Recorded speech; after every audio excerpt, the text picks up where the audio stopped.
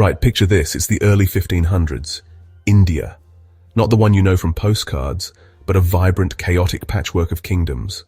Sultans in Delhi, Rajputs in their desert forts, powerful rulers in the south. It's a land of incredible wealth, ancient traditions, and fierce warriors.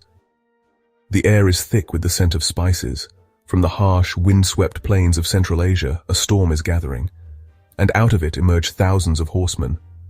But their real secret weapon, the thing that will change the face of warfare in India forever, is cannon, gunpowder. The man at the heart of this storm is Zahir-ud-Din Muhammad Babur. What a character.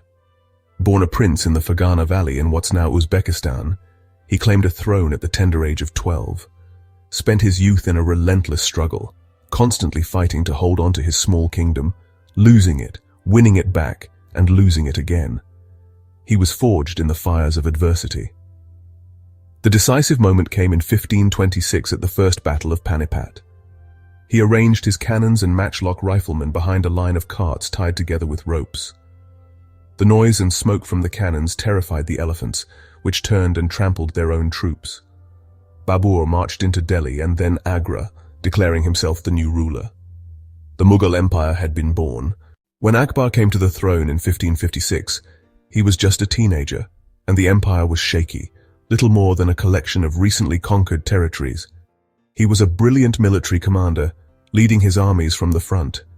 He married Rajput princesses, bringing their families into the Mughal nobility. He gave Rajput rulers positions of power in his army and government, making them stakeholders in the empire's success. He built a special hall, the Ibadat Khana, or House of Worship, where he would invite scholars from different religions to debate and discuss theology with him. He genuinely wanted to understand what they believed and find a common ground of universal truth. After Akbar's thoughtful and strategic reign, the empire passed to his son, Jahangir. He commissioned magnificent paintings, especially of plants and animals, which were rendered with almost scientific accuracy. A massive influence during Jahangir's reign was his powerful and intelligent wife, Empress Nur Jahan. Her name was struck on coins alongside the emperor's, a sign of her unprecedented authority. When their son, Shah Jahan, took the throne, the Mughal Empire entered what many call its architectural Golden Age. He built the massive Red Fort in Delhi, a city within a city, with its grand audience halls and private palaces. They brought with them a sophisticated Persian sensibility and blended it with the vibrant artistic traditions of India. These weren't just pictures, they were windows into the Mughal world. This cultural blending also gave birth to a new language, Urdu. Great poets composed ghazals and other works that are still recited and sung today. Dishes like biryani, korma, kebabs, and rich, creamy curries are all part of the Mughal legacy. They created stunning formal gardens called Shahbagh, based on a 4-part Persian layout. Of all the magnificent structures the Mughals built, one stands above all others. I'm talking, of course, about the Taj Mahal.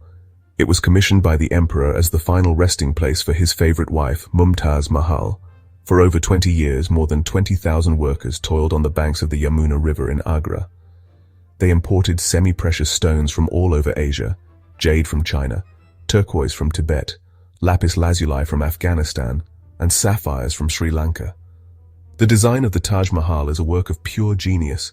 It's all about perfect symmetry, and on a moonlit night, it shimmers with a magical silvery luminescence. The Taj remains a solitary, perfect teardrop on the cheek of time.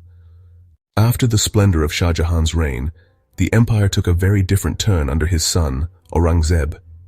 He came to power in a brutal war of succession, imprisoning his father, Shah Jahan, in the Agra fort and executing his brothers.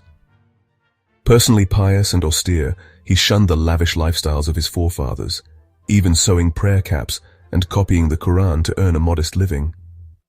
Under Aurangzeb, the empire expanded to its greatest ever extent. He ordered the destruction of some newly built Hindu temples and curtailed public celebrations of Hindu festivals. His actions sowed seeds of division and rebellion that would plague the empire for years to come. Aurangzeb's death in 1707 was the starting gun for the empire's long and painful decline.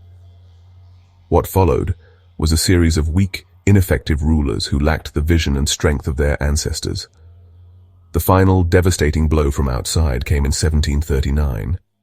The Persian ruler Nader Shah swept into India. He then marched on Delhi and subjected the city to a horrifying sack, massacring tens of thousands of its citizens. The final act came in 1857 with the Indian Rebellion. When the British crushed the rebellion, they exiled Zafar to Burma, bringing the once mighty Mughal dynasty to a sad and quiet end. Even though the Mughal Empire is long gone, its ghost is everywhere in modern India. They are not just tourist attractions, they are integral parts of India's national identity. Mughlai cuisine remains one of the most popular and celebrated culinary traditions in South Asia. The Urdu language continues to be a major language in India and Pakistan, with a rich tradition of poetry and film. In modern India's political landscape, the Mughals are often a subject of heated debate. The unique cultural blend it created is now woven into the very fabric of daily life on the subcontinent. Their empire rose with the roar of cannons and faded with the quiet exile of its last emperor, but its echoes are still heard today.